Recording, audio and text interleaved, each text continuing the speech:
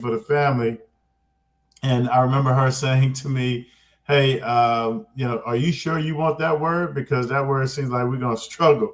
And boy, oh boy, as we embodied that word through our marriage, through our parenting with our kids, it's been something that we have been able to look back, reflect on, and model, quite frankly. And so perseverance really is a part of my life. Every time we pull in our garage, we have the big poster, perseverance. Before we walk in the door, we know what time it is. So that verse is very meaningful to me. Thank you for sharing. You're welcome. I just want to do a quick recap because I think there was some interference with our technology, but I'm going to reintroduce you again. We're here at the Cocoon Room, Blaq Buddafly. This is Rob Robertson. He is our guest speaker for today, and I believe that we had some technical difficulties. So we just read our scripture. It was Romans 5:3, and I'll read it again. Rob gave us a brief synopsis of what he felt about it, but just in case you didn't get it, it's Romans 5:3, and it is not. Here we go. Not only so, but we also glory in our sufferings because we know that suffering produces perseverance, character, and hope. And Rob, I know you just talked about you and your wife going to actually marriage counseling and what that meant for you and to you. So if you could just give us another brief synopsis just so our viewers can actually see what you were saying. And Candice, let's just both do this. Let's both take a deep breath. Let it all out. Hey, every time we try to do good, there's always something out there trying to disrupt. We're not going to let it disrupt. Whatever happens, happens. Hopefully the people, the listeners are listening. And again, thank you for this verse. Yes, Persevering Through Purpose is the name of the book. And perseverance is near and dear to me because that is the word that my premarital counselor asked all the men, hey, pick a word that will embody you and your family. And I picked the word perseverance. And perseverance, as I said, brings patience. Patience brings hope, and hope brings good character. And you can see, produces perseverance, character, and hope, all in the verse of Romans 5:3-4. So to all the listeners out there, persevere through your purpose, and that's what it's all about. And as you asked me earlier, I don't know if the technology had us disrupted, but I'm Rob Robertson, and I'm greeting everyone from your nation's capital here in Washington, D.C. I am a former athlete. I played for the best team in the NFL. That is the Baltimore Ravens, and I said it before, I'll say it again. If you're not a Ravens fan, then you're Ravens bait. And this is our year. I believe that we will win the Super Bowl with Lamar Jackson and company. So I'm excited about that. And also, I'm currently a corporate banker in corporate America, serving my people and the community as it relates to helping to make dreams come true. People ask me what I do. I really believe that what we do each and every day is help people build wealth, help them succeed financially, and that's what it's all about. So thank you, Candice, for having me here on your show. Thank you for coming. I'm so excited. I also want to give a shout out to Sheila. Sheila with Eternal Studios actually referred Rob Robertson to me, and I was so excited to be presented with the opportunity to do the interview. It's not every day that someone actually reaches out to you and asks you if you want to do an interview, not only with the financial leader for 24 years in a motivational speaker, but also a former NFL player. And so, Rob, I would ask you to talk to us about the city and state that you were born in. Hey, well, first and foremost, like you said, I want to give homage and pay my tributes to Miss Sheila and just thank her for the connection. And hey, listen, I'm from the boot. If you look at the globe or you look at a map of the United States, I'm from a state that is shaped like a boot, and it is Louisiana. I'm from Baton Rouge, Louisiana, aka the boot. I was raised there in Louisiana. And I have a lot of foundational principles from the great state of Louisiana. Fun fact is I just watched ESPN, and the LSU Tigers just won the College World Series, their 8th championship. So, Candice, I like to brag a little bit. We produce championships down in Louisiana. So, when you look at per capita, it's a small state, but we do generate some great stock inside and outside the state. And so I'm very happy to say that I'm from the great state of Louisiana. Okay. Well, thank you for that. And we have something in common. My grandfather is also from Louisiana. So there you go. Hey, well, so my next question, he's a great man. I know that. Yes, thank you so much. My dad's dad, actually, my paternal grandfather. And so I would like for you to talk with myself and also the viewers and just tell us a little bit about your childhood and who were some of your supports. Hey, that's a great question. So, I was born in Baton Rouge, but I'll tell you, back in the mid 80s, Whitney Houston had a song out, and that song was titled, I Believe the Children, well, these are the lyrics. I believe the children are our future. Teach them well and let them lead the way. Show them all the beauty they possess inside. You may remember, give them a sense of pride to make it easier. Let the children's laughter remind us how it used to be. Well, I remember that song near and dear because that song was number one on the charts the year in the mid 80s. That was a year that unfortunately my mother passed away. And, I had to really pivot myself in life at that point in time. Candice, I shared, I was born in Louisiana. My mother was remarried. We moved to Houston, Texas. And that's when, at the tender age of 10 years old, I lost my mom. I remember it like it was yesterday when she told me to go to bed early. I was watching the Houston Rockets. People may have seen today, Kevin Durant was just traded to the Rockets. And it was the last day before the last day of school, the night before the last day of school. And I'll never forget when my mom made me go to bed, I went to bed upset. I didn't understand. What I didn't know, Candice, is that she shared, the school called her and told her that her baby boy was going to get all the awards on the last day of school. And she wanted to make sure that I was well rested. And so she made me go to bed. Didn't explain it to me, just made me go to bed. Went to bed upset. And I'll never forget, about 2 a.m, I wake up and my grandmother was telling me, hey, call 911, call 911. And as I looked, I see my mom laying there having and suffering a massive heart attack. And that moment changed my life. I still can see vividly her face and her dying. At the time, I thought she was going to make it. The ambulance rushed her out. Seems like they got there within 30 seconds.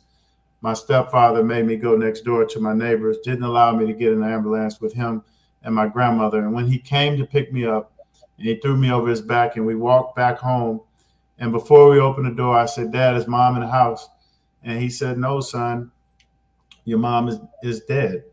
And I'll never forget the emptiness, the numbness that I felt inside of my body because I didn't get a chance to tell my mother that I love her. I didn't get a chance to tell her how much she meant to me. I didn't get a chance to say those things that you want to say to people that you love. What I did do, I went to bed upset because I didn't understand why she was making me go to bed. And so I share that because that's a moment I'll never forget, a moment I can't get back. But I told you my grandmother was there. And so when you talk about support, boy, oh boy, God blessed me to have her in my life because she was my why. She was my compelling why. Everything that I am and the young man that I have and now the older man that I've become, I owe it to my grandmother. I owe it to her because she took me in. She moved me back to Baton Rouge and put me in school, modeled the behavior that any young man or young woman should see in life. She taught me how to treat people and taught me empathy. She taught me selflessness. Candice, I can talk on and on about this lady, Albertha Watson, and what she meant to me, what she meant to the world. I can't wait. As I'm sitting here on your podcast, one day I will be on Good Morning America. I will be on the Today Show. I will be somewhere explaining the impacts that Albertha Watson had on my life and many others. And so, I share because, right now I'm in corporate America, and I told you I help people create wealth through home ownership. And I'll never forget that she didn't have much, but what she had, she tried to give it to me, and she built a room onto her house just for me. And that room wasn't built properly, Candice. When it rained, water would run down the walls. I remember a little squirrel or something was living in the roof, but I didn't want to complain because it was my room, and she built it for me. And I look back at that; it really made me into the man I am today, and I'm grateful for her in so many aspects. You just have no idea. That was actually my next question, but I want to just kind of back. Thank you for sharing so much. I want to back up and then talk about the transition of your mother. I would say she went on to glory. I think a lot of times in society then, and even now within the Black community, I think it's so hard for people to follow the concept of it's okay to get therapy for their loved ones if they have witnessed tragedy. Some people see death and then they have PTSD after that, or like you said, you felt that emptiness. What do you think helped you when you were dealing with loss and grief? What helped you? I wouldn't say get past it, because I hear that losing a loved one almost leaves like an empty space in your heart. But I would ask you, how did you move forward after losing your mother at such a young age? Man, listen, I tell you, the adult response would be grace and mercy. The youth response was, I was 10 years old. And so life was just moving, right? And I didn't know any better. I did have a support system with my grandmother. I did have a support system when I moved to Louisiana with my cousin, who was like a brother to me. And he tried to mold me, put me under his wing and teach me things. And he was like the big brother that I never had.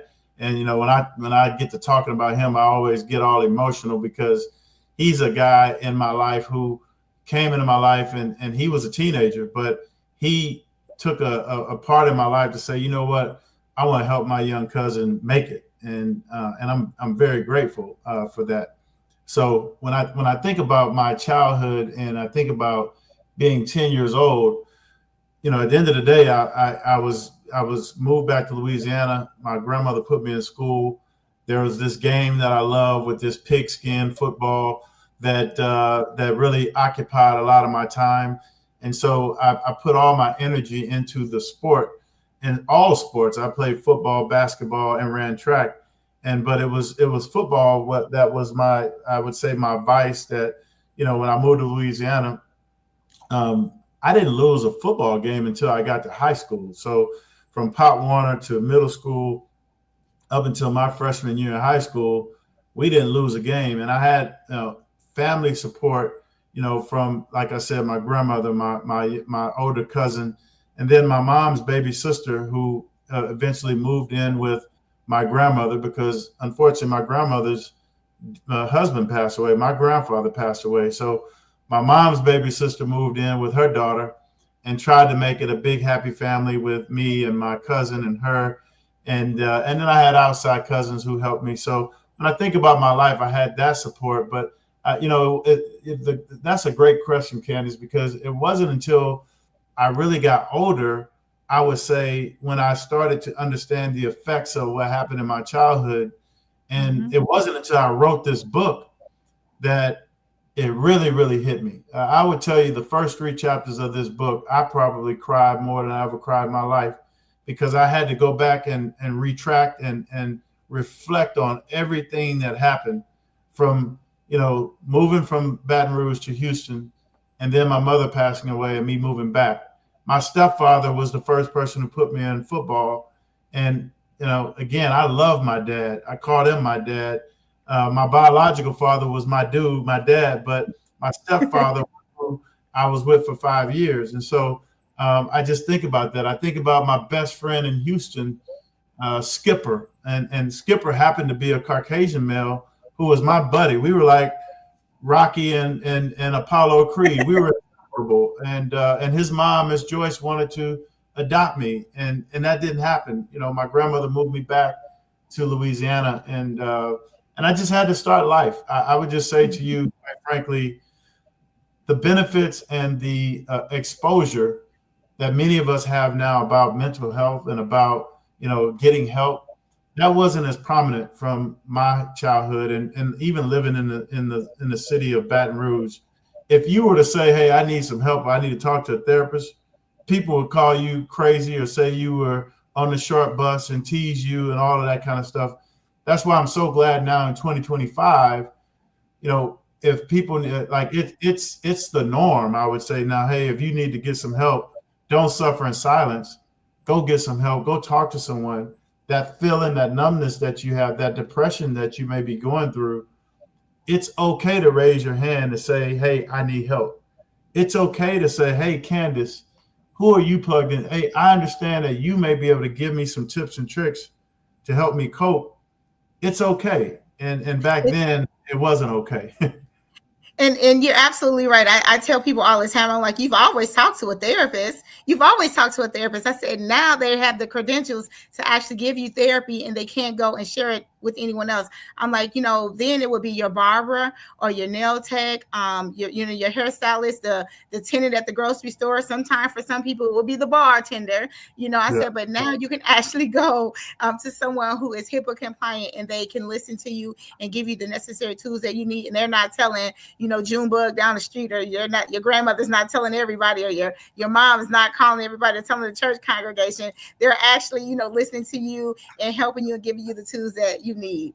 And so I heard you didn't open it. Now, what you know about Junebug? I know about Pookie Ray Ray. And everybody know Pookie Ray Ray and Junebug and Little John down the street. You tell somebody what's happening with you, they'll tell everybody, and then you're like, I can't even go around them anymore because you've just told them like all of my troubles, and so when you talked about writing the 3 chapters of your book and you said you cried, that was those triggers that you didn't know that you had until you actually start writing them down. And oftentimes a lot of people internalize their thoughts and feelings and they don't externalize them, but you were externalizing them as you were writing them down. And then that also helps you to heal. You look at it from a standpoint like, okay, the adult me, I think I'm okay, but the 8-year-old me or the 10-year-old me is still going through some things. And now I'm healing the 8 and 10-year-old person. Right.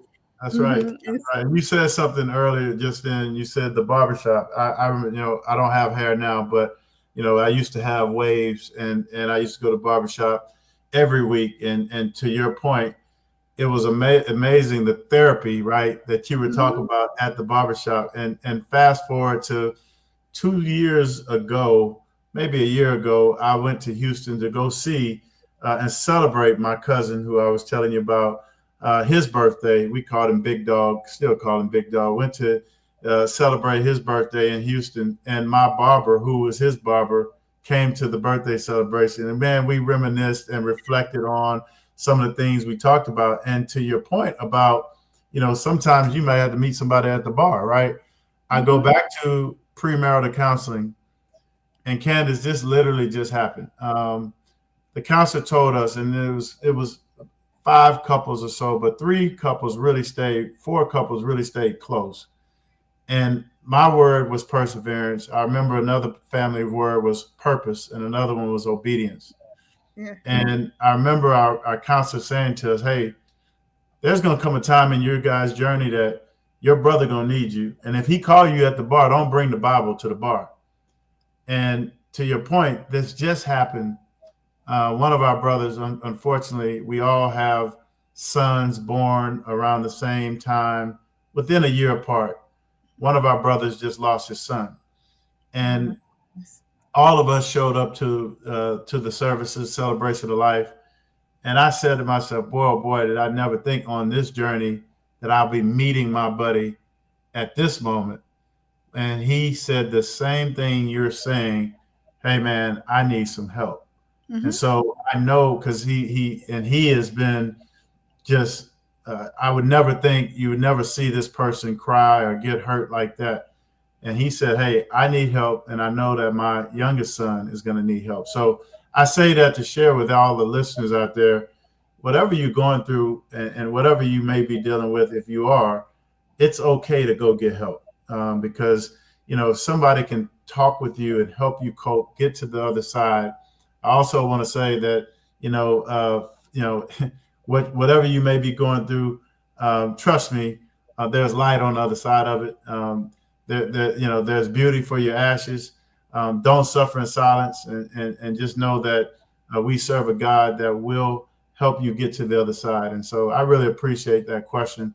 We could have talked the whole podcast about that, Candice. Listen, I want people to understand that it is okay. And I'm so glad that you actually shared that. Like, I'm writing my book and I got so much insightful information because I know you've lived life and you've had experienced a lot of things, but sometimes people forget that emotion or that feeling that happened to them right then. And I heard you say that I was upset at my mom and I went to bed upset at her, not knowing that she was deeply inside. She was so excited for you and she wanted you to be ready for those awards and certificates the very next day, so she went to bed with that. But dude, just imagine, even though you were angry with her, do you imagine the joy she felt in her sleep as she lay down to go to sleep that night? And so she never had any, ill will or anything like that. She just was so excited for you. But for you to come in to see her the next morning or at 2 a.m. and see her in that state, how that I call it the tape recorder.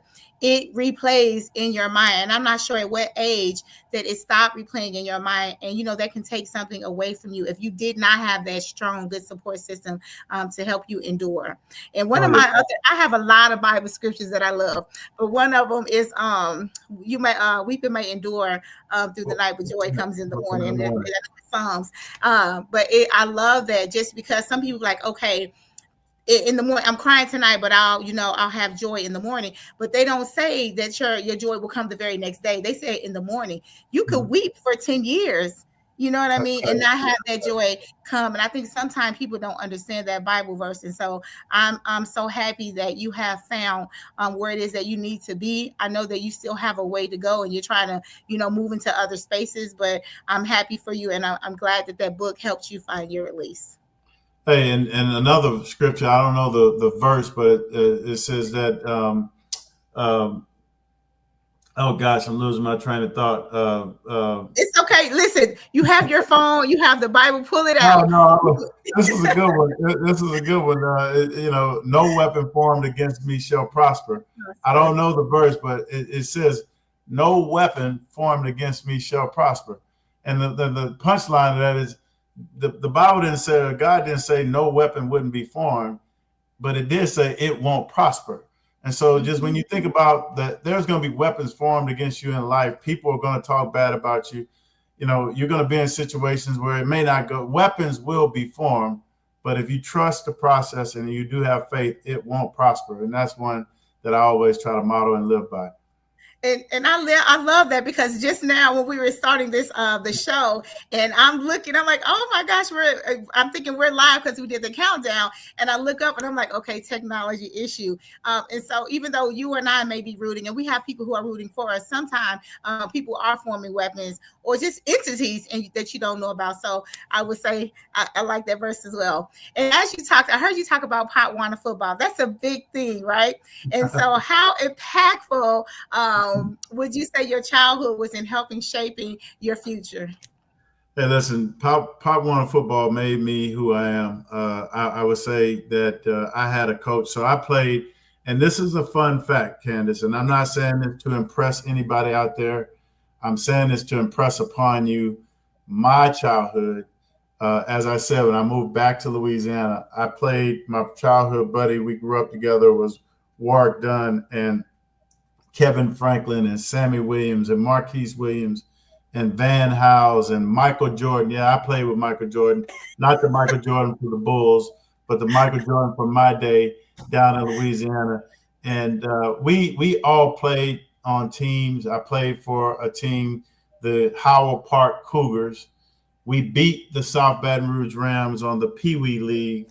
And then the coach who molded me, who was like a father figure, Malin Choo Choo Brooks, who coached the South Baton Rouge Rams, recruited me over to the Rams to play against the Cougars. And I will say this, when I played for the Rams, Warwick and Sammy and all of us were on teams. And if you were to ask Warwick today, this day, he's a good friend of mine, but if you would ask him, he would tell you, even to this day, it bothers him. He would say that Coach Chu put me as the starting running back over Warwick because Warwick was the fastest kid I'd ever seen in my life. Quickest, most accelerating, electrifying player, but he couldn't catch as a young kid.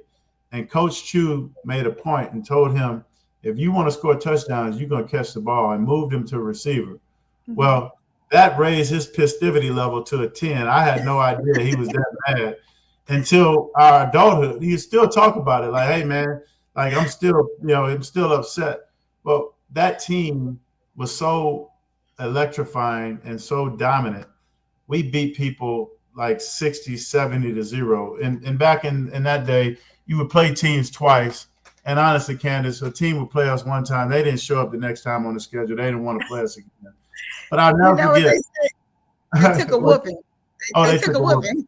And Coach Chu, the time that we were supposed to play, like if we were playing a team twice and if they didn't show up and our scheduled time was 10 a.m., he took that hour and made us run wind sprints on the field because that's how disciplined he was.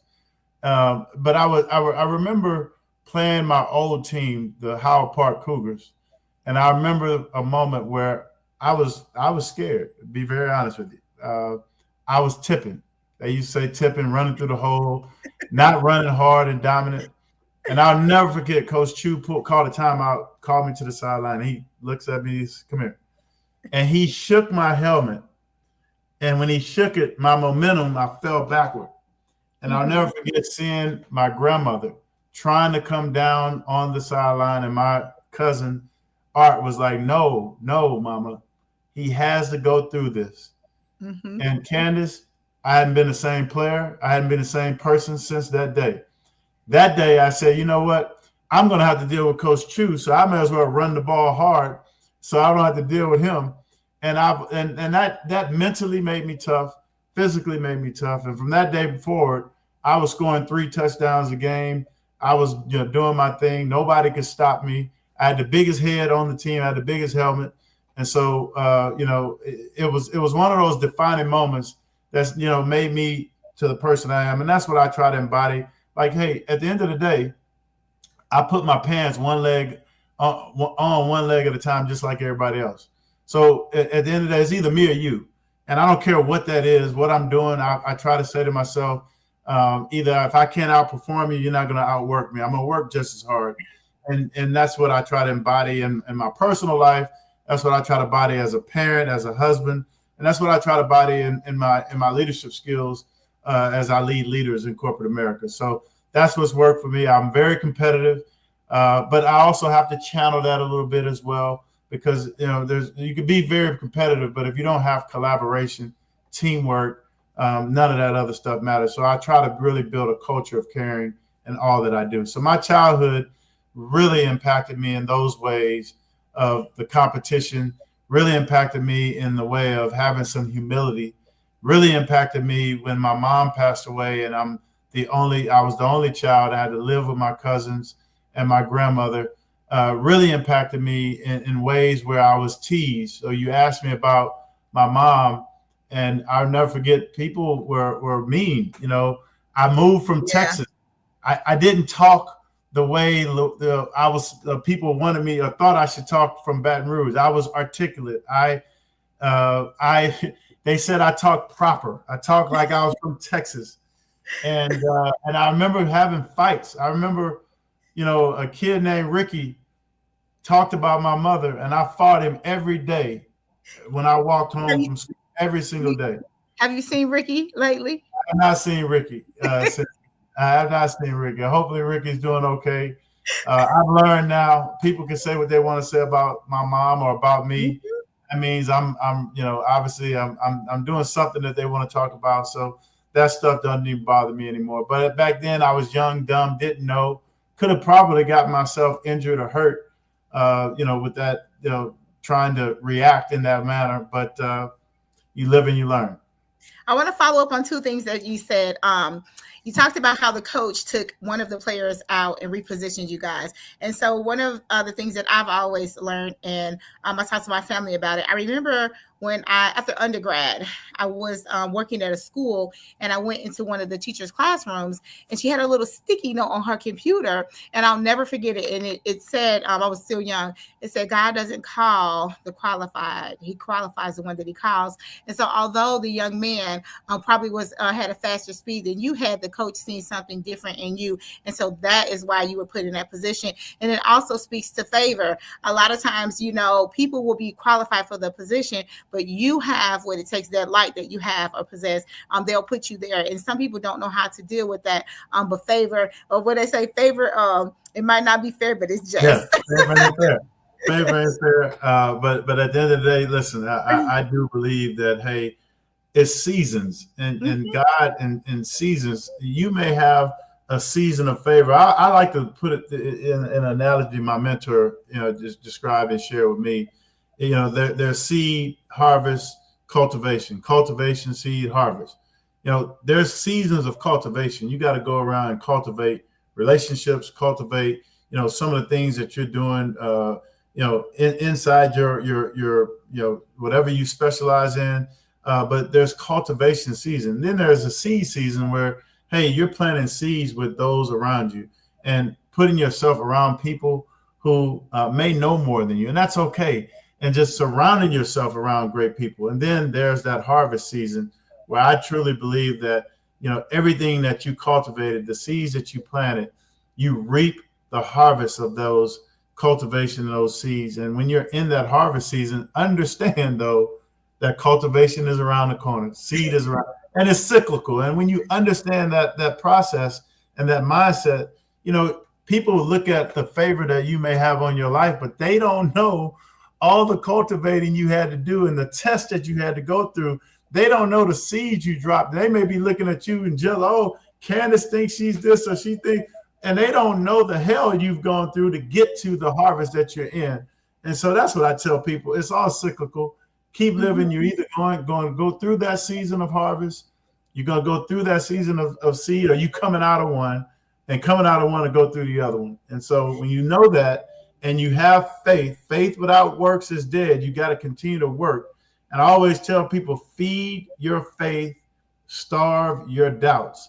Feed your faith, starve your doubt. Keep feeding what you're trying to desire. Keep feeding those ambitions. Keep feeding that work ethic. Keep feeding that person, that woman, boy, or girl who you're trying to get impressed and you're trying to date.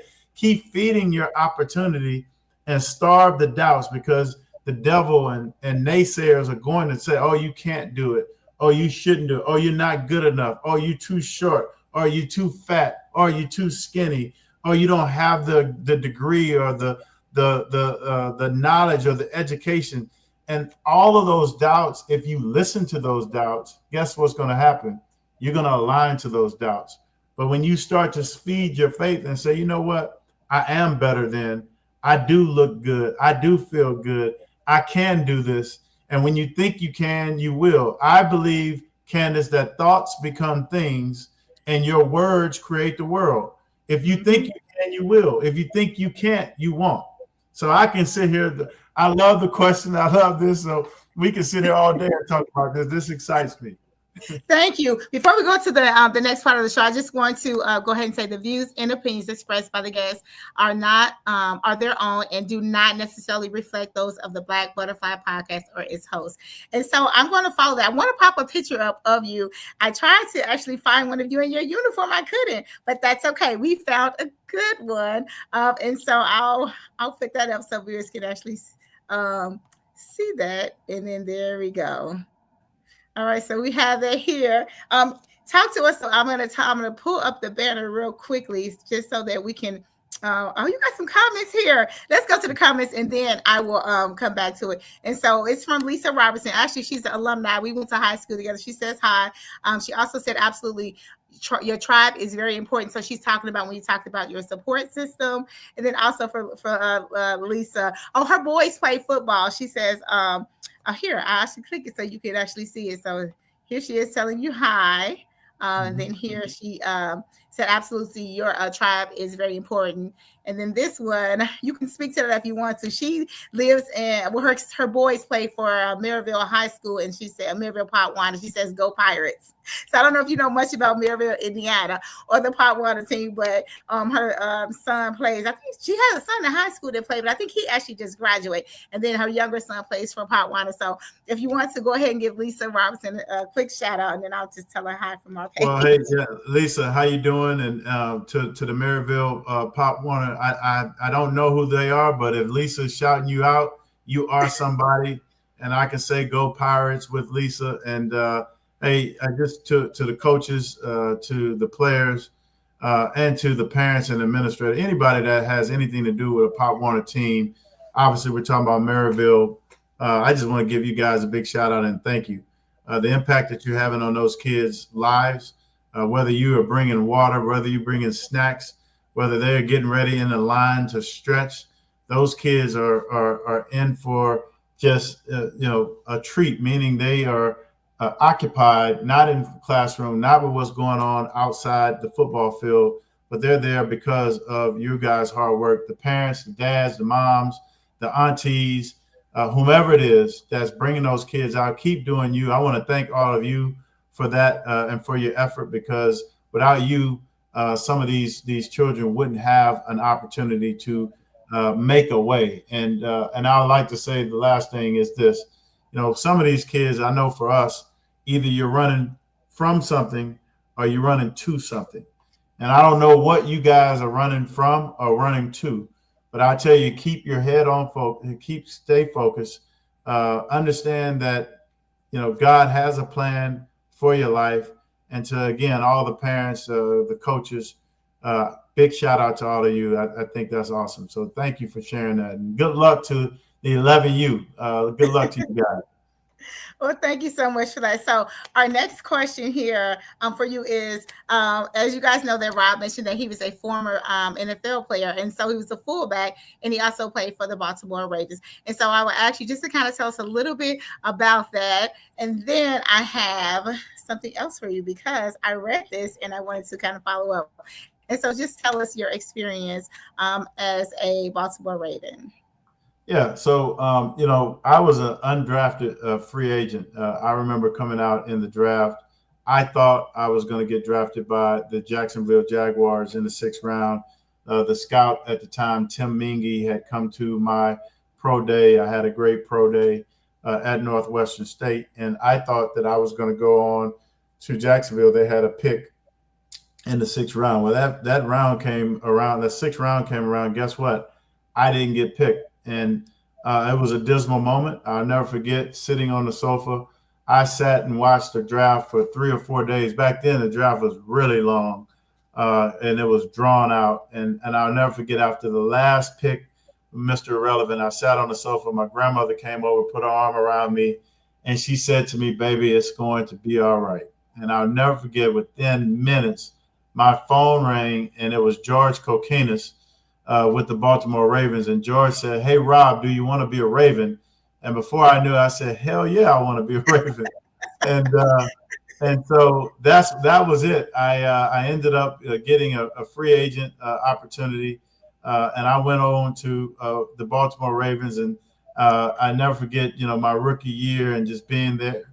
I just felt a sense of just thankfulness, because that team believed in me. They only brought one fullback in during that rookie year. That was me. And by the way, I did get calls from the Denver Broncos. I got calls from Jacksonville, who I thought was going to draft me, but I had already committed to the Ravens. And so when I put my faith in something, I'm sticking to it. And so I went to Baltimore as a rookie free agent. And at that time, I'll never forget, my college teammate, my linebacker in college, his name was Derek Fields. And I'll never forget Derek calling me when I got the call, when he found out that I was going to Baltimore. And he asked me, he said, "Rob, are you ready?" And I said, "Ready for what?" He said, "For Ray Lewis." And I said, "Ray Lewis?" I said, "Who is Ray Lewis?" He's like, "Oh, you don't know who Ray Lewis is?" And I kept up with college football, but I was mainly keeping up with my conference. and I knew who he was, but I didn't really put two in. And Derek said, "Well, you're gonna find out when you get to Baltimore." He led the NFL in tackles, and that's all I needed to hear, though, Candice, because I'm like, okay, that competition in me was like, okay, it's me or Ray, and I knew that if I wanted to make an impact, if I wanted to be on the team, that I had to make an impact, and I had to go up against the best, arguably the best defensive player who ever played the game, and that was Ray Lewis. But here's the thing, that how God works. When I got to Baltimore, guess who my locker was next to? Ray Lewis. And I remember, going through the season and being able to sit next to Ray, see how he works, his mindset, see his honestly his acumen for the game, but also just his leadership characteristic and his skill. I got a chance to absorb that sitting right next to him. I got a chance to, I remember when he was like, "Hey man, when I say what time is it, you say game time." I remember that he had. He practiced that with me, and I remember going to his house and playing the PlayStation and really being able to understand what it took to be a pro. The difference between me and Ray, and I'll say this till the cows come home, is Ray stayed healthy. I didn't. Ray was a number one draft pick, or a first round draft pick. I was not. And listen, my journey is my journey. I just talked to you about seed cultivation, harvest. But I know for a fact that if you were to talk to Ray today, he knows who I am. In fact, on Father's Day, he texted me, "Hey King, happy Father's Day." That stuff means a lot to me because I only played in the league I got 2 accredited seasons. And so for arguably the best player to ever play on defense in the NFL, arguably you could say one of the best players to ever live, to still have the wherewithal to text back and forth. I may reach out or he reaches out. It's not like we talk every week, let me be clear. But when we do touch base, we touch base. That's enough for me. But I would tell you, and anybody could tell you that was on my team who played with me, I knew that if I wanted to make an impact, I had to go hit number 52. And boy, did we have some collisions in the A gap. I know he remembers them just like I did. But again, his journey is his journey. He's an all-pro. He's a Hall of Famer. I take nothing away from that. And I'm not here at all advocating on this podcast anything differently, but the fact that, my teammates respected me. They respected what I brought to the table. And I had a pretty short-lived career, but I had a career playing for the Ravens, and it was fun while it lasted. Good. And that's so exciting to hear, because I know this percentage of people actually being able to make it to the NFL is very small. I think 0.2%, 0.2%. So exactly. That's a small window. Very small. I believe that I've seen somewhere, I'm just going to say allegedly, that you almost have a better chance at winning the lottery than you do actually being drafted into the NFL. And so for a person to get there says a lot about you, not just about, your athleticism, but also your character. Because I believe that, they want talent, but some people don't make it, even if they get to the field. Some people don't make it because they're uncoachable. So you actually got there. Can you tell us the reason why you left the NFL? Yeah. So, as I said, I got injured, and, injuries, in the NFL that you'll hear people say, you can't make the club if you're in the tub. The best ability is availability. And so for me, I was already, the odds were stacked against me. I was a free agent, and then I get injured. And if you're injured, then my coaches got fired. So I was there with Coach Ted Marchibroda. My entire coaching staff was fired, and then they brought in Brian Billick. And so I was there with him for a season, and he decided he wanted to bring in I think when Brian came in, he brought a player from Minnesota with him from every position. And oh, wow. When that happened, they brought in another fullback who played for Minnesota at the time, and you could see kind of things were evolving and changing. And when I couldn't be fully 100% on the field, the NFL will move on. But I remember go ahead. I got a tagline from you that I heard you say several times, and I'm going to ask you to say talk about it a little later in the show, so I know exactly what it is, and I believe it's also in your book. And I'm going to tell the viewers how to actually order your book. I've also told my family to go ahead and order your book, and so yeah. But real quickly before you move on, I know that you had the 2 seasons.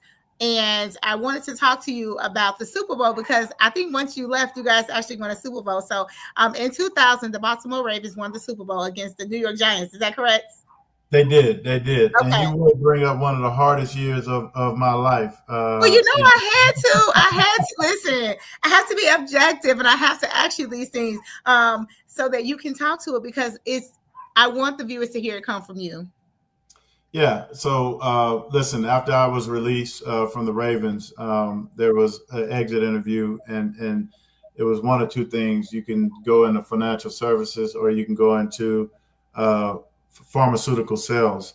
And I chose to go into financial services. But before I did that, I had to go back to school and get my degree. When I left to go play football, I was lacking 12 hours. And so I'll never forget enrolling back in school. And the Ravens decided not only to go to the Super Bowl, but to win it. And I'll never forget the game, the AFC Championship game. They played Tennessee Titans, and they were playing Eddie George. And I'll never forget when Ray hit Eddie, the way the camera zoomed in on Ray's face and Eddie's face.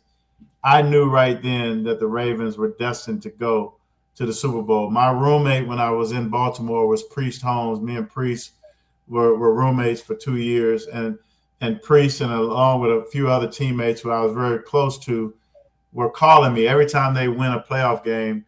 You know, at that time, Art Modell was our owner, and they would leave a gift in the room when they check in. They were calling to tell me, hey, Art Modell just left us. And I'll never forget, Candice, I said, hey, man, just don't call me no more. Like, I can't take it. I couldn't hear it. And it was tough. I was probably depressed, didn't know it, but my wife would tell you, like, I was a very angry person to be around. And it was because, you know, listen, I was on that team. I was with those guys. I felt like I was a part of that journey, but I couldn't be there at the pinnacle of what every NFL, every football player, I don't care if you ask any Pop Warner, ask the Maryville team, those young men, they'll tell you they want to play in the Super Bowl. And that was a game that I felt like I should have been in. It was in Tampa, Florida, and I wasn't there. But, you know, that shaped me to say to myself, hey, if I can get through this, I can get through anything. And so it was really, I was happy to see those guys play for in the Super Bowl and play at the pinnacle of their career. But it was bittersweet for me. And so it just goes back to show you, like I said, NFL stands for National Football League, but for me, it stood for not for long, you know, because I was there 1 minute and the next minute you're gone. I thank God I was able to pivot and get into a career that I can really take care of my family, take care of myself. But at the end of the day, that was tough when I was going through it. Mm-hmm. And so that was my question. I knew you were getting ready to say it when we were on the other part of it. But yes, not for long. And I just really want the viewers to kind of understand that. You also talked a lot about, your plan A. You know, your plan A was what? My plan A was NFL. Mm-hmm. And sometimes, you know, my plan, you know, I don't have a plan B. My plan A is my plan B is my plan A. I thought, you know, again, it goes back to so many different attributes. I tell young men, and listen, don't judge me. Don't look. This is me giving you guys advice. I'm just only giving you my advice as how I see it.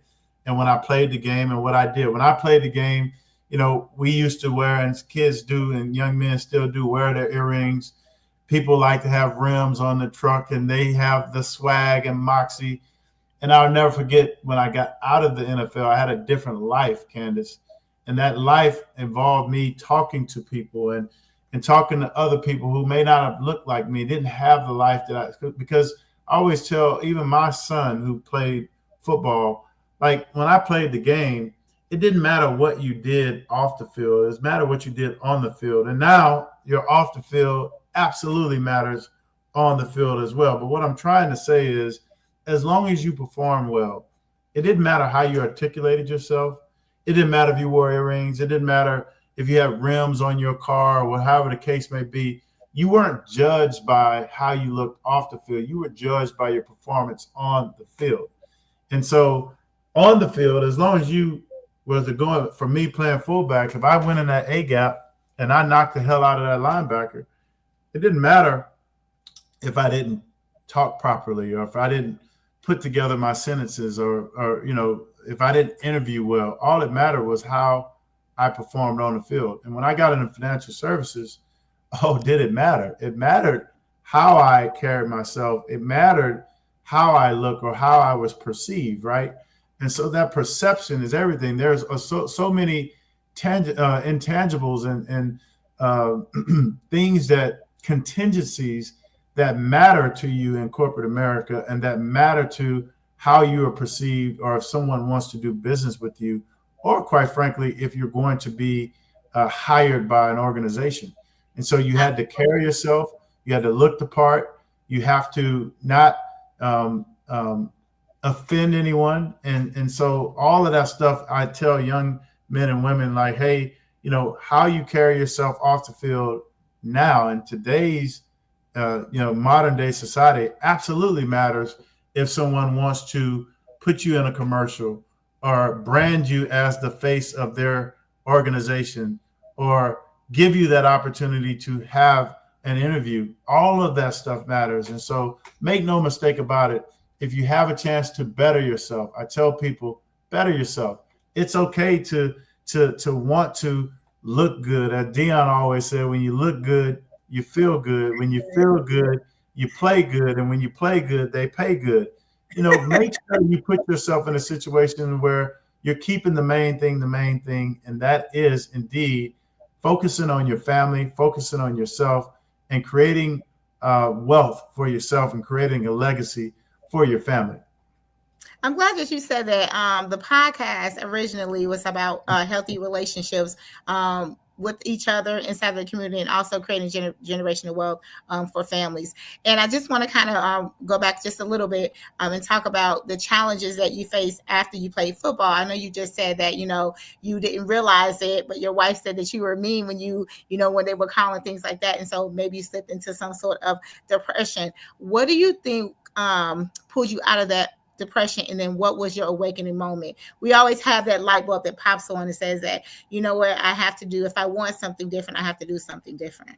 I think, as football players, we all have big egos. I mean, let's just face it. But when we think about ego, EGO, I like to now say that's edging God out. So, if you have a big ego, you're edging God out. And when you really get past the, hey, you know what, you can't play the game anymore. You're not going to play the game anymore. And you got to figure out, hey, life.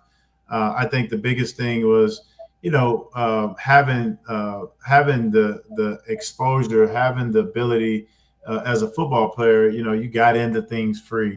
You didn't stand in line, and you had to now humble yourself to say, okay, now I'm back in the normal society, so to speak.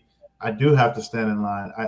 I'm not going to get a pass to get into this this event or whatever the case may be, and recognizing that, hey, at the end of the day, you still having a chance to be successful, but it's not just football. Getting over, quite frankly, the immaturity that I had, because I took it very personal when the Ravens released me.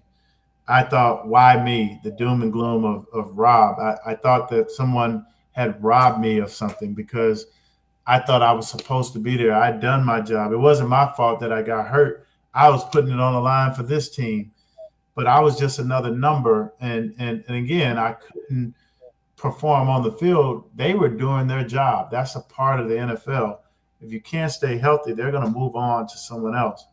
I share that because when I got into corporate America, and the financial institution that I worked for moved me back to the DMV, it was a tremendous homecoming, Candice. I mean, the Baltimore Business Journal, you Google it, former Raven comes back through Wells Fargo. That was a financial institution that I worked for. at the time.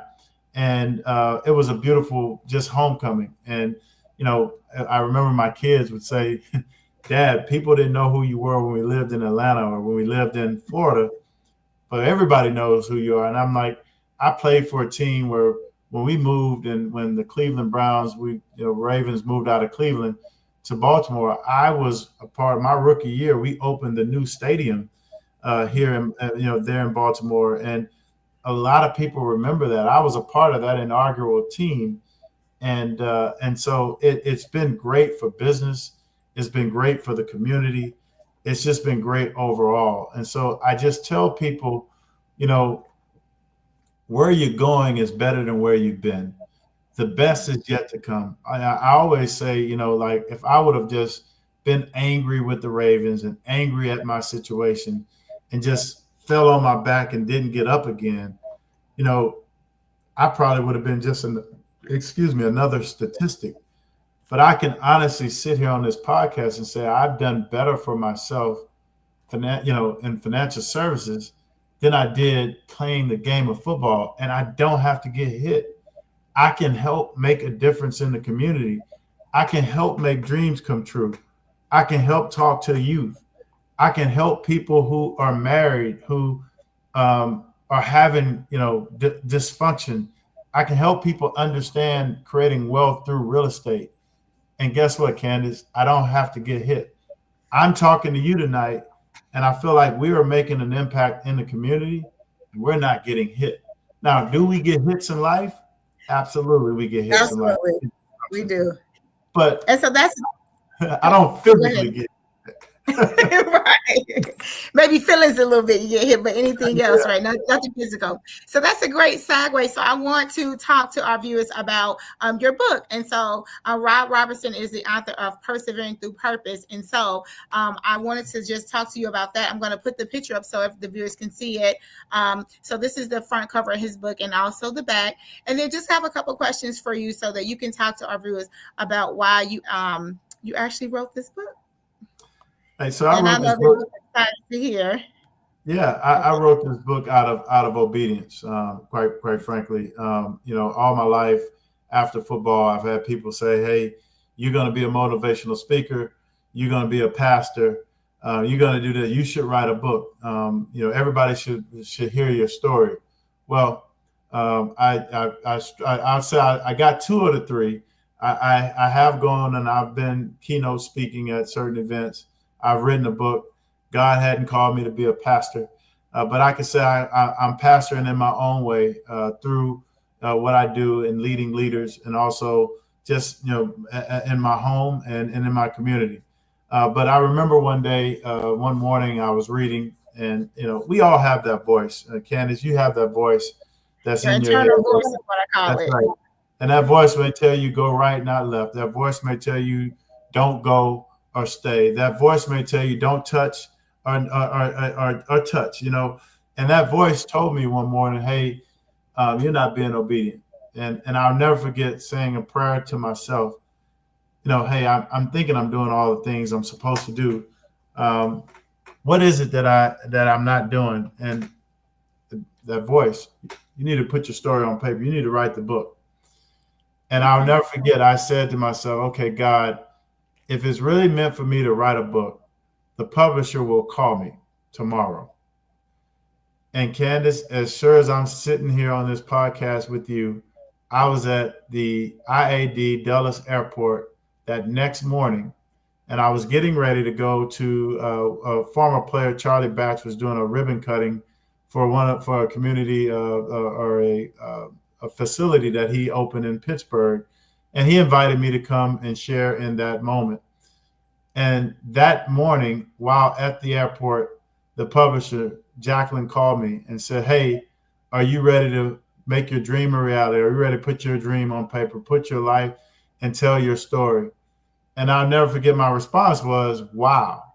And I said, hey, it's done. And she said, like, what? I guess she thought she was going to have to sell me. And I said, hey, you don't have to say another word. Trust me, it's done. Let's do it. And it was at that moment that we got together and I started having calls and meetings every week. And November of of 2024. November 6th was my birthday, and November 2024 is when we released the book. And I'm just so happy. Honestly, Candice, I'll say the book for me wasn't about all of this. The book for me was just really being obedient to what I was asked to do, and I did it. And this is what you see from all of that. And that's what I'm trying to tell people. Like the test for me was being obedient. The test for me was sharing my life and not knowing how people would react. I'll never forget when I wrote the book and the first copy came, my wife wanted to read it, and she had a lot to say. And quite frankly, I did not know, and people don't realize how your story or how certain things that you may do could disrupt others in your life. And I'm not saying it disrupted my family, but it did give a magnifying glass to, hey, people didn't know certain things. And it's like people may look at you a certain way. I didn't know that you didn't have much when you grew up. And I always like, don't look at me like this, because I know that there may be some things that I don't know about you, or you may want to share, that all of us, I say all that to say, all of us have stories, right? We do. So those stories matter. And if those stories can impact others and those stories can have an effect on others, let your light shine in that way. And let's keep helping pull each other up and not push each other down. Well, thank you. Okay, I have a couple more things for you before we actually wrap up the show. And one of your words or your quotes that was in your book, you talk about one of your beliefs is love and faith is the cornerstone to your life. And do you believe that, and how would you relate that to others as they continue to move through their life? I mean, listen, my grandmother taught me that thing about love and faith. She used to always say and walk around the house and would say this thing. She would say, Lord, keep me in my right frame of mind. And I never really truly processed or understood what that meant until I got older. That's a woman who loved everyone. And she showed so much empathy and selflessness by the way she modeled her life, to where, if you're a part of our family, listen, and trust me, like every other family, my family has had some dysfunction. We've had some stuff, some ish, I like to say. But when the smoke cleared, everybody always went to the Ponderosa, and that was my grandmother's house, Medea's house. When there was a cookout, it was at Medea's house. When it's Christmas, Medea's house. Thanksgiving, everybody came back to her house. Why? Because she modeled and embodied that love that everybody at some point in your life, and my family, somebody has lived at Medea's house, because she modeled that love and that faith that lady shared with all of us, that she modeled. That's where I get it from. And I'm just happy that my wife right now has embodied some of those characteristics of my grandmother, which makes me love her even more, because she's modeled some of those characteristics of love and faith that we model today. And I got a cousin who I shared with you earlier. Me and this dude, we talk darn near every day, and we always talk about how Medea always told us, hey man, let's stick together. And so it don't matter if he pissed me off or I piss him off, we love each other enough to like, hey man, let's figure this out. You know what I mean? Or not let things come between us. That he's a necessity in my life, like he shared. I'm a necessity in his, and that means a lot to me. Because you don't have that, in life. Sometimes it gets lonely. You know what I mean? It does, and I think that's one of the things that is missing from a lot of community, is that they forget that family. Family first. I think a lot of people put material in front of family. And so my next question to you is, what guides your faith? I know we talked offline about you being a spiritual person, also like myself, and so I would ask you, what guides your faith? I mean, what guides my faith, quite frankly, is the man upstairs. I truly feel that where I am today, and listen, it took me a while, and I don't mean to get religious, but this is Rob, this is me. And I know at the end of the day, stand on my moral compass. I say this, I'm too fearful to find out the other way, right? So okay. I know what's worked for me, and this is what's worked for me. I've watched my grandmother. I watched the events that have occurred in my life. And so I try my very best to model myself. Like, listen, I'm not saying at all to all the listeners out there, I'm not perfect. Trust me, I'm not perfect. But I try to model myself to be the very best version of myself. And one of those things, Candice, is thanking God each day for trusting me to be a husband, number one, and trusting me to be a father. Because there's many people out there that are not husbands, or not, not fathers, or not, there's a lot of people that want kids that can't have kids, or that want to be married that's not married. And so I understand the significance of that responsibility. I'm very grateful for that. Thank you. I really appreciate that. My next question to you is, and you've been amazing, so I'm very grateful that you decided to come on the show. What are things that you do to help others become the best version of themselves? I know we talked yesterday, but that's exciting to me because this is one of the things that I often say. And so it's very impressive that I actually seen that in your writing. So could you just share it with us? Yeah, I mean, the best version of themselves, I just try to tell them, I try to model that behavior first, as much as I possibly can. And sometimes I don't get it all right. But I try to model that behavior for them. And then I also try to make sure that I tell everyone we all have greatness within us. Everybody has greatness within themselves, and it's up to them to tap into that greatness. And how do I do that? I tell my family, and you can ask them if you ever meet them. We are a walking billboard. And people always watch, and you have a lot of those naysayers, a lot of those, I told you so folks, Pookie, Ray Ray, and JoJo, they'll be quick to say, I told you so, I told you so. And so understanding the responsibility that we have models for them in terms of being able to stay on their moral compass, to know that, hey, you may have some setbacks, but it's going to be in those highlights, those low lights of the moments that create the highlight reel for your life. Thank you. So here we got Lisa again. Hi, Lisa. Lisa says, trying to go back to Nationals this season, but Super Bowl is the go. And so I believe she's talking about the Pirates. So go, Lisa. Go Pirates. And then she has another question for you. She said, I'll tell my son this now, and to be mindful of what he does on social media. They're always watching, and that is so important. I worked with some students from December to I think May, and I told them, I said, hey, social media leaves a digital footprint. You have to be careful with colleges, employment, wherever you're going, you have to make what's the first impression is the last impression. And so they'll look at your social media, and they'll look at your friend's social media to see what type of person that you are. And so I believe she just wants you maybe to follow up for that, so her son can actually listen, I have we all have children that we try to guide and mold and talk to them about this thing, and a lot of these kids they get they get this high of sorts about clicks and likes, and how many people, are telling them all these feel good stories about what they're posting. And I go back again to my football days and pro day around, when I had all of these executives in a room, and the one thing I wanted to show them was my highlight tape. And I put back then we had the VHS tapes. And I remember, James Harris hit eject, threw the tape back to me and said, Rob, we're not here because we want to see your highlights. He said, what are your lowlights? What are some of the things you don't do so well? Mm-hmm. And that's what we want to know.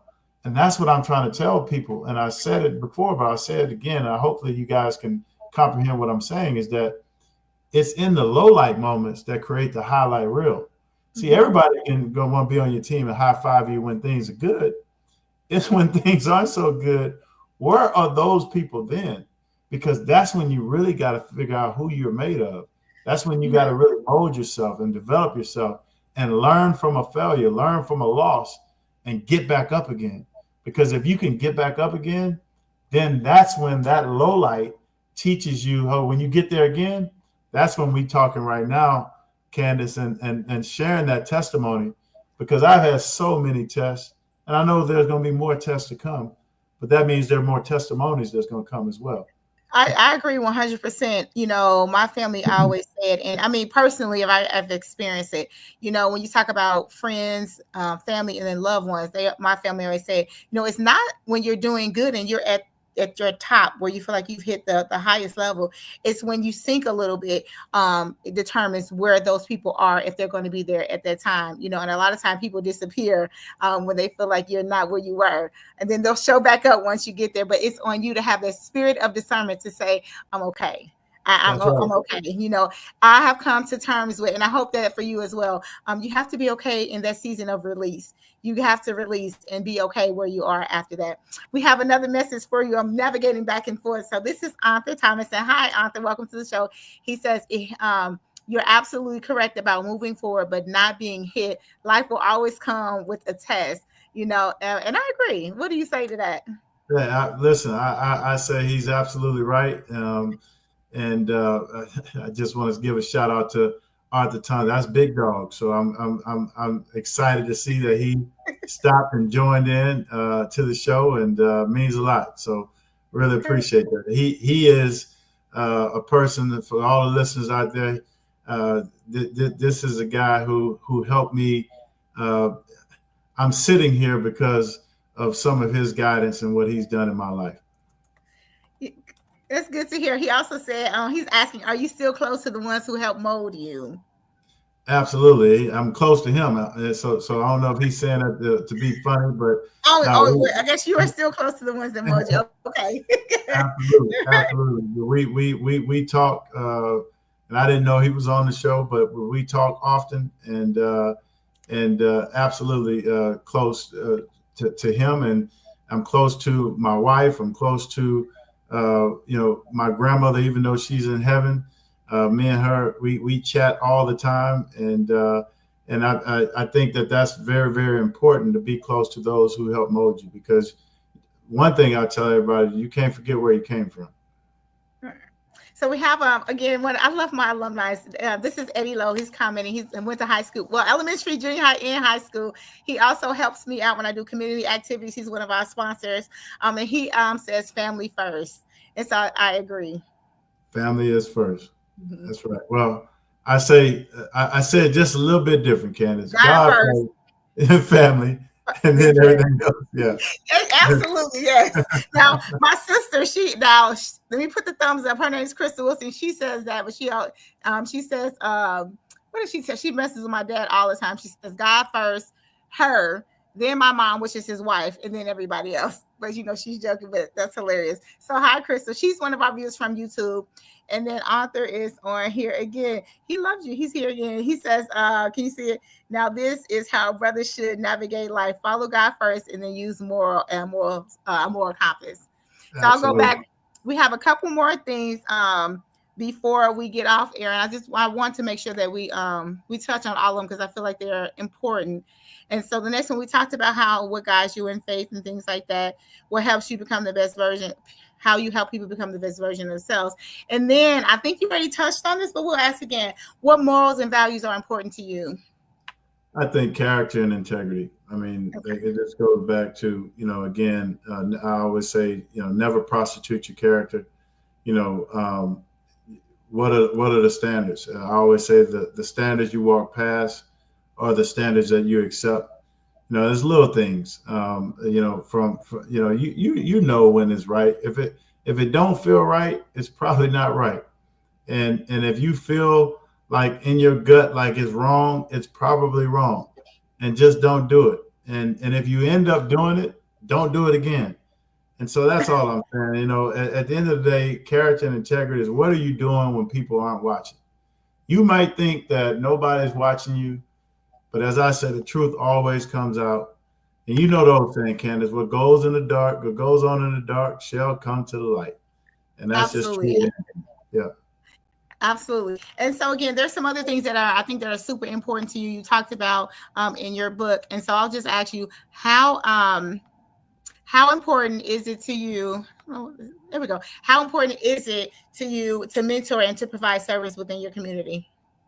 I mean, I didn't think before how important it is, the way I feel it's important now, especially in today's modern day society. Our children, the youth needs mentors. And a lot of times I really believe that our youth, or the mentors to our youth, is social media. and they need some people who they can model, who they can follow, who they can really stand on the shoulders to understand, like, hey, life isn't just all about clicks and likes. Life is more than that. And so, honestly, as I've gotten older, I didn't really realize. I always, I have mentors who mentored me, but I realize now I'm in that seat of being the mentee or the mentor to others. And so, I don't take that lightly. I absolutely, and get this is the thing, Candice, I embrace it. I want to be that guy that the community can call on. I want to be that guy. You can ask my family, you can ask my cousin, and I tell, like, I want to be that guy where, hey, if the family needs me, I'm there, or if the community needs me, I'm there, and I don't shy from that. I don't hide from it. But with that responsibility comes other stuff, right? And so that, as I said, sometimes when you take on that responsibility, you also take on the responsibility of the "I told you so" and the narrative of what can be created from that. And so that's all right. I'm okay with that, and I'd rather be on that side than on the other side. So that's just how I feel. Absolutely. So here's one that I loved when I read it, and so I'll read the half of it, and then you can go ahead and finish up the quote. So, Rob, you once shared a quote from Reverend Martin Luther King Jr., and will you tell us what that is? Yeah, it says that not everyone can be famous, but everyone can be great, because greatness is determined by service. And that's the one thing that I prayed for, and I said, or I asked God for, hey, two things. One year, my theme was useful. I want God to make me useful. And recently, I really have found that, hey, when you're of service, everything else falls in line. And so that service to others is service in my everyday work in corporate America, to my team, to the organization that I work for. That service is to my family, to my wife and my kids. That service is to you, Candice. Even right now, I'm honored and humbled to be on your show, on the podcast. I hope that the things that were shared today, that people hear the sound of my voice and the questions that you ask, and we leave people better than we found them. I hope that people take from this podcast what has been intended, and that's the intention of this has been to provide hope. The intention of this is to provide self-reassurance that, hey, whatever you may be going through isn't what it's going to have to be. That you may be going through something right now, but that's not going to be the outcome for your life. And whether it's a heartache, whether it's an opportunity, just keep on doing what you do and having faith that things will end the way you want it to end, and be okay with that. Well, thank you. We have three more questions, and then we'll end our podcast. And so, thank you again for sharing your story with us. I also understand that you are a board member of the Big Brothers and Big Sisters program, or what other, it's the national program, but what other boards do you belong to? And if you could share just a little bit about it before we go to our word of the day as we wrap up the podcast. Yeah, so I serve on the NFLPA. That's the National Football League Players Association. I serve as the chairman of the Former Player Advisory Board. And actually, I've been having conversations and interviews with another organization who I'll just say we've been having exploratory conversations about being on their board. It hasn't been announced yet, Candice, but it probably will be announced soon. So I will wait because it hasn't officially been announced. But I will say, for me, it's important that if I'm going to serve on a board, I want to serve in a place where I'm passionate, that I can help make a difference in the lives of the community. And so this other opportunity is something along those same lines. Well, I will stand with you in prayer, because we know that the Bible says when 2 or 3 come together, it's already done. So I'll stand with you in prayer. In addition to that, shameless plug, I would love to partner with you and be the spokesperson for the new position for the Blaq Buddafly Podcast. Come and travel you everywhere you go and be the spokesperson. I appreciate that, and I received that, and I definitely received that. Okay. So I do a word of the day. I love that. And our word of today is perseverance. And we have the Swahili version. My co-host typically does that. But I'll let you guys look it up for yourselves. But there's the spelling of it. So it's persistence in doing something despite difficulty or delay in achieving success. I know the wheel, my nephew actually created it. I love it. So the wheel is on YouTube. No, it's on Instagram, and it's also on Facebook. And so we chose the Whitney Houston song, and I love the song that I chose to attach to, because I believe that you persevere through all of the things that you had to go through. And if you guys are listening, it's by Whitney Houston. Whitney Houston, and it says, "I didn't know I had that much strength." So go and listen to it. And then a couple more things.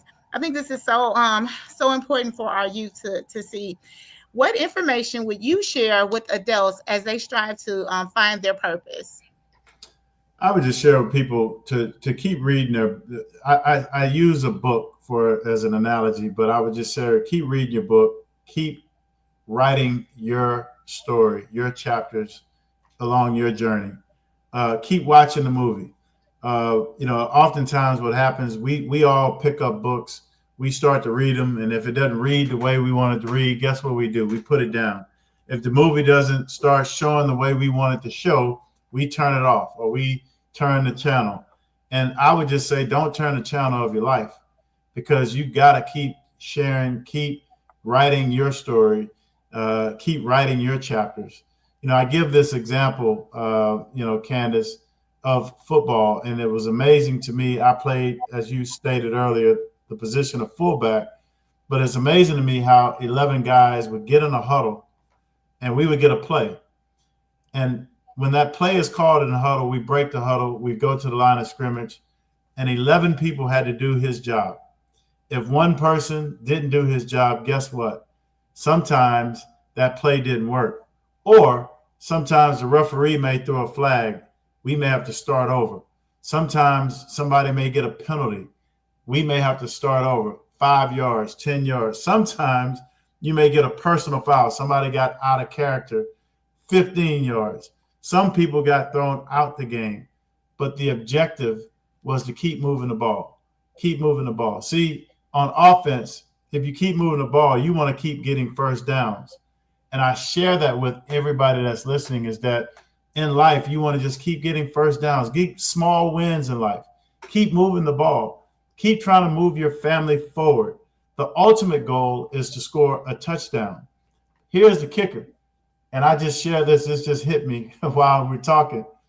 Sometimes when you're getting prepared to score a touchdown, you enter what is called the red zone. See, in the red zone between the 20-yard line and the goal line is when you get ready to score a touchdown. That's when the defense really bows its back. That means the devil is busy. That means there's going to be things that's going to occur that when you're getting ready to score a touchdown, guess what? It's going to get harder. It's the red zone, but this is the beauty of the red zone. That's when you get a chance to call your best plays, put your best personnel. That's when sometimes coach may call the heavy package. He put his dogs and big guys in the game because he knows he's closer and closer to scoring the touchdown. And so I'm just challenging all the listeners out there, when you get in that red zone of life, when you're getting close to your breakthrough, when you're moving the ball, and when you're getting closer and closer, when the red zone happens, don't be disturbed, don't be disrupted, don't be disgruntled. Know that is the trick of the enemy trying to disrupt you. Know that that's when things are going to happen. That's when you're getting closer to your breakthrough, closer to that new job, closer to that new car, closer to that new girlfriend or boyfriend, that new wife, that new promotion, that degree. That's when it's going to happen. But here's the kick. Here's the kicker. You may not score that touchdown. It's okay to kick a field goal and get the small win. Praise the progress and know that you're going to get on the field again in this game called life. You're going to be moving the ball again.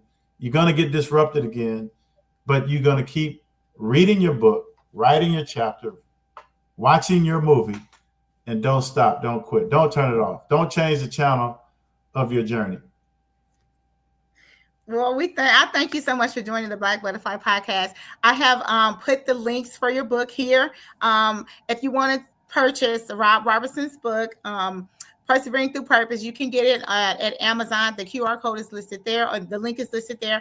Also, I've included his link for websites, and you can give it to him as well. For LinkedIn, the site is there, and also the IG. His contact information for his media contact. You want to go ahead and give that to them? It's on the screen, but they can reach out from a media standpoint. Just you can go to my IG, Robertson Rob Jr. It's at Robertson Rob Jr. It's on Instagram, and you can also send me an email directly at robertsonrobjr@gmail.com. So Robertson Rob Jr. My last name, first name, Jr. @gmail.com, and we can connect as well. Well, Rob, it was a pleasure having you come on to the Blaq Buddafly Podcast and sitting with us in the cocoon room and sharing all of the insightful information. Ladies and gentlemen, and your students or your children, if you would like to purchase the book for Rob, or even a school, I know people are making those huge donations to school as school get ready to go back in session in July and also in August. You can purchase books from Amazon, and they will ship them out to your schools. They'll ship them to you personally. Also, they are available. Is it the Kindle? You can get it on Kindle. They have the hardback books. They also have the softback books. So please go out and support. And as always, if you would like Robert to come, do you speak at schools with students and youth? I do all of that. So just reach out. You can reach out to, like I said, to the marketing or directly what I just put on to me, and my team will definitely follow up and make it happen. Okay. Again, thank you. And to my listeners, my sponsors, and my supporters, thank you guys so much for tuning in. I know I've been gone for a while because we were on the radio station, but I am back. We're back. And so if you have any questions for me, you can contact me directly through Facebook Messenger, or also and also IG. I look forward to seeing everybody. Always remember that it is a time for harvest. It's a time to plant, and it's also a time to release. So if you're in a season of release, please begin to do that and trust yourself. I will see you guys in 2 weeks. Thank you, guys. Oh, and I just want to put this out there. Everybody knows that I live in Indianapolis. I hope the Pacers win. Go Pacers. Bye. See you soon. Bye, Rob. I'll call you offline. Bye.